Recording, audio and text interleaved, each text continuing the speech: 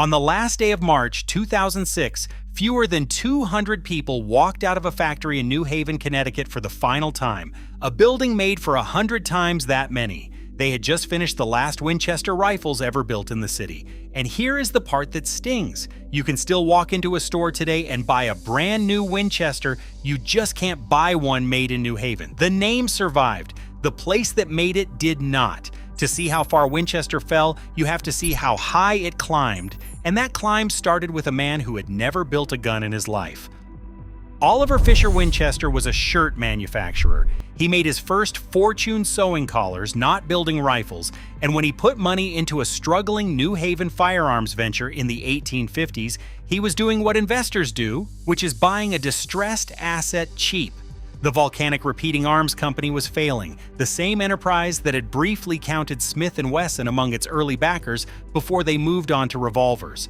Winchester bought up its remains, reorganized it as the New Haven Arms Company in 1857, and let his plant superintendent, a machinist named Benjamin Tyler Henry, work on the real prize. Henry perfected a self-contained metallic cartridge and a lever-action rifle to fire it, what collectors now call the Henry Rifle of 1860, and that rifle could do something almost nothing else in the world could do. It could fire again and again and again without reloading. In 1866, after a bitter falling out with Henry over money, Oliver Winchester reorganized the company one more time and put his own name on the door, the Winchester Repeating Arms Company. Its first product, the Model 1866, refined Henry's design with a loading gate and a wooden fore-end. But it was the follow-up that made the name immortal. The Model 1873 chambered for the 4440 Winchester centerfire cartridge, a round that Colt also chambered in its single-action Army revolver, making the two guns share the same ammunition across the frontier, sold in the hundreds of thousands and traveled west with settlers, ranchers, and railroad crews.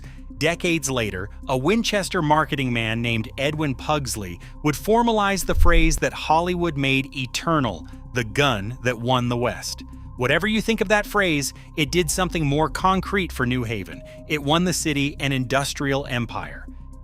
Because here's what usually gets left out of the legend. The Winchester story isn't really a story about the frontier, it's a story about a factory. Starting in the early 1870s, the company built a manufacturing complex in the New Hallville neighborhood on the north side of New Haven and then kept building for 50 years. Machine shops, forge shops, drafting rooms, a rolling mill for brass. Winchester didn't just assemble rifles, it made nearly everything that went into them. And it made its own ammunition too. The precision required was extraordinary. This was the same New England machine tool culture, the American system of manufacturing that produced clocks, sewing machines, and typewriters applied at enormous scale, the same tradition that ran through the Springfield Armory up the Connecticut River Valley. Skilled machinists held tolerances in the thousandths of an inch on equipment they often knew better than the engineers did.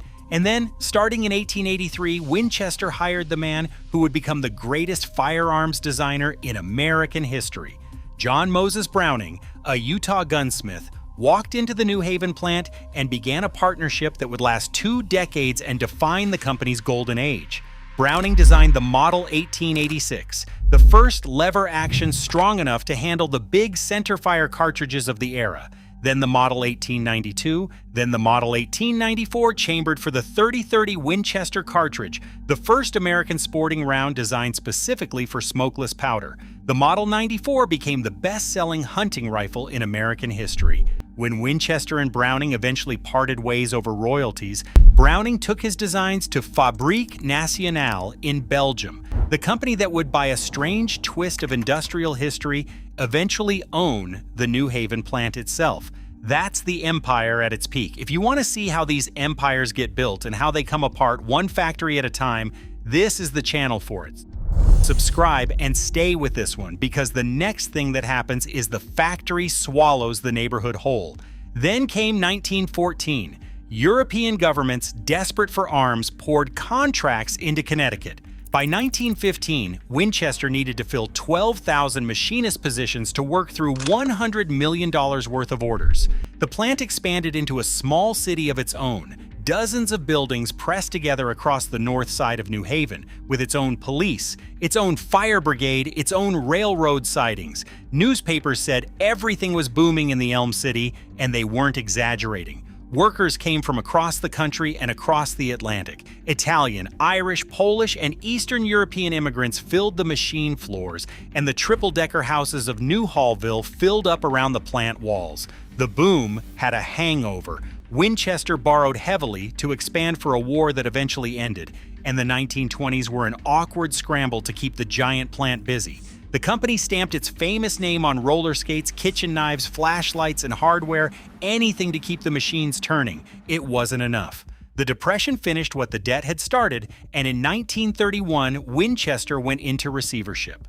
The Western Cartridge Company of East Alton, Illinois, the ammunition firm that would grow into the Olin Corporation, bought the wreckage and absorbed Winchester's operations into what would eventually become Olin's Winchester Division.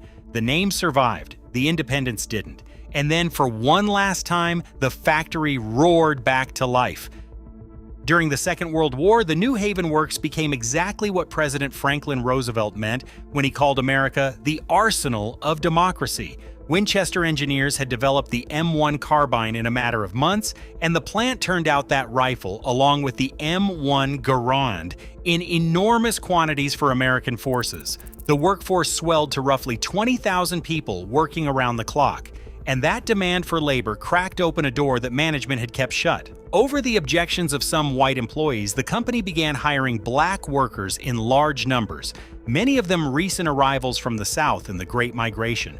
For thousands of those families, a Winchester paycheck became the first rung on a ladder, steady industrial wages that bought homes in New Hallville and the adjacent Dixwell neighborhood, where the Dixwell Community Q House, established in 1924 specifically to serve Great Migration families, had already laid the foundation for one of New England's most established black working-class communities. Ask the people who worked there decades later, and they will tell you the plant felt like a family, and the work carried real pride in craftsmanship, which is why what happened next still stings. Peace was bad for business, and the post-war decades turned Winchester from an empire into a line item.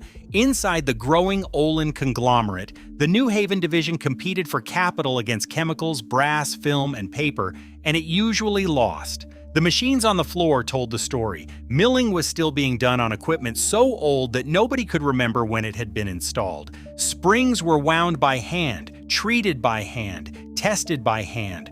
Worn-out machinery couldn't hold the tolerances that interchangeable parts demanded, so rifles cycled back and forth between the test range and the assembly area, built and rebuilt until they finally passed. The craftsmanship was heroic. The economics were hopeless. Skilled hand-fitting was exactly the kind of labor whose cost was rising fastest in post-war America. In 1964, Olin's answer arrived, and it split Winchester's history in two. The company redesigned its product line for cheaper manufacturing, substituting stamped and cast parts for machined steel, simplifying the handwork, cutting the expensive craftsmanship out of the process. On a spreadsheet, it worked.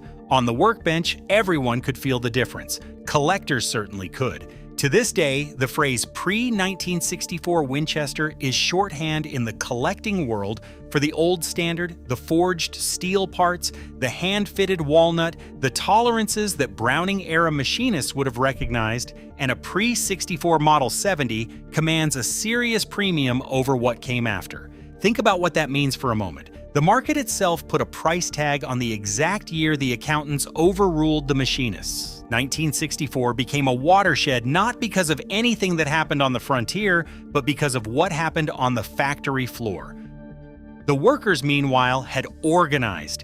The machinists had formed Local 609 of the International Association of Machinists back in 1955, and through the 50s and 60s they won a series of strong contracts with a major strike in 1969.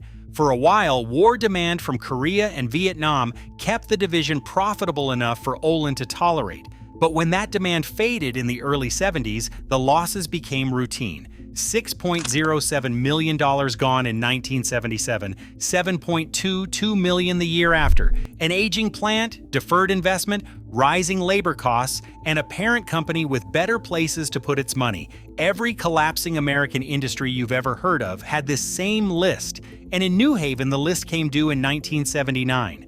That autumn, Local 609 walked out, and the strike became one of the defining labor battles in the city's history. In October 1979, hundreds of strikers and supporters formed human walls across the streets around the plant, and they wouldn't move. Police tried to clear a path and gave up. The mayor of New Haven came out at 5:30 in the morning, and rather than force the issue, he ordered the plant closed, saying he wanted to avoid bloodshed. The strikers cheered him. The next morning, 800 people blocked the streets and the plant stayed shut again. Picture that scene. A city government siding, even briefly, with its factory workers against one of the largest employers in town, because the alternative was violence on the streets of New Haven. The union held together, but the strike settled nothing about the underlying arithmetic. And for Olin, it was the final argument. On December 12, 1980, the corporation formally gave up on making firearms in New Haven. The following year, a group of Winchester managers and employees scraped together financing and bought the operation, incorporating as the U.S. Repeating Arms Company, with a license from Olin to keep building rifles and shotguns under the Winchester name. That arrangement is the hinge of the whole story. From 1981 onward, Winchester in New Haven was no longer Winchester. It was a smaller company renting a legendary name, working in a fraction of the old complex, while Olin kept the trademark and the profitable Winchester ammunition business for itself. The new company fought hard and lost slowly. U.S. Repeating Arms went bankrupt in 1989. It passed through a French holding company and ended up under the Herstal Group of Belgium, the Fabrique Nationale conglomerate, the same multinational that also owns Browning Arms, completing that strange circle that began when John Moses Browning first sailed to Liege a century earlier. Foreign ownership brought some investment, even a newer, smaller plant building on part of the old site, but the workforce kept shrinking from thousands to hundreds. The vast 19th century buildings around them emptied out floor by floor, and New Hallville, which had built itself around Winchester paychecks, felt every departure. The end came almost quietly. On January 17, 2006, U.S. Repeating Arms announced that the New Haven facility would close. The last day of production was March 31st, and the final layoffs came to fewer than 200 people, the remnant of a workforce that had once topped 20,000. With them went the last three products of the old line: the Winchester Model 94 lever action, the direct descendant of the original 30-30 carbine that Browning had designed in 1894, the Winchester Model 70 bolt action, long called the rifleman's rifle and one of the most collected pre-64 firearms in existence, and the Model 1300 shotgun. The next morning, for the first time in 140 years, New Haven was no longer a city that made Winchester rifles. But brands don't die the way factories do. Just months after the closure, in August 2006, Olin signed a new license with Browning, and Winchester-branded rifles and shotguns returned to the market, built under license at plants in Europe, Asia, and elsewhere in the United States. You can walk into a store today and buy a brand new Winchester. What you can't buy is one made in New Haven. The name floats free of the place that created it, which is the strangest kind of afterlife an industrial giant can have. The trademark turned out to be worth more than the plant, the machines, and the workforce combined, and it's hard to find a cleaner summary of what happened to American manufacturing than that set. So walk the old campus today and see what filled the space. Back in the 1980s, Yale University, the city of New Haven, Olin, and the state of Connecticut had formed the Science Park Development Corporation to redevelop the emptying Winchester campus. It took decades, but the old brick shops slowly filled with biotech startups, technology companies, and university offices. Developers converted part of the factory into the Winchester Lofts, upscale apartments where the exposed beams and freight elevators are marketed as character. Longtime New Hallville residents watch all of this with complicated feelings, and honestly, who could blame them? The factory once carried an entire neighborhood into the middle class. Lab space and luxury lofts employ far fewer people at far greater distance from the streets around them, and the home ownership ladder that Winchester wages once provided hasn't been replaced by anything. The thing that killed the Winchester factory wasn't one villain, it was a sequence, and each step made the next one worse. A conglomerate that starved its own plant of investment.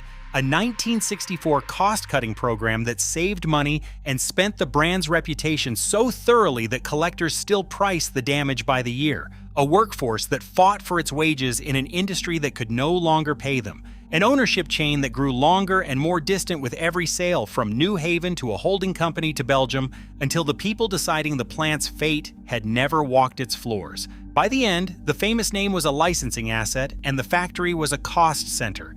Assets get protected, cost centers get closed, and that is the quiet trade that decided everything. The rifles are still for sale, more of them than ever, built in places most buyers will never think about. The name is doing fine, it always was the most valuable thing Winchester ever made. But the streets of New Hallville are still waiting for something to replace the one thing the factory actually handed them. A paycheck steady enough to buy a house. Lab space hasn't done it. Luxury lofts haven't done it. Nothing has yet. And that open question is the real ending of this story, still being written a few blocks north of downtown New Haven. Almost every town in America has a building like this, a plant that once held a whole neighborhood together and now holds startups or apartments or nothing at all. Tell me what yours was in the comments. We read them, and they're where a lot of these episodes come from. And if you want to see which American empire we take apart next, subscribe. That's the whole reason this channel exists, to document the places that built this country before the last person who worked there is gone.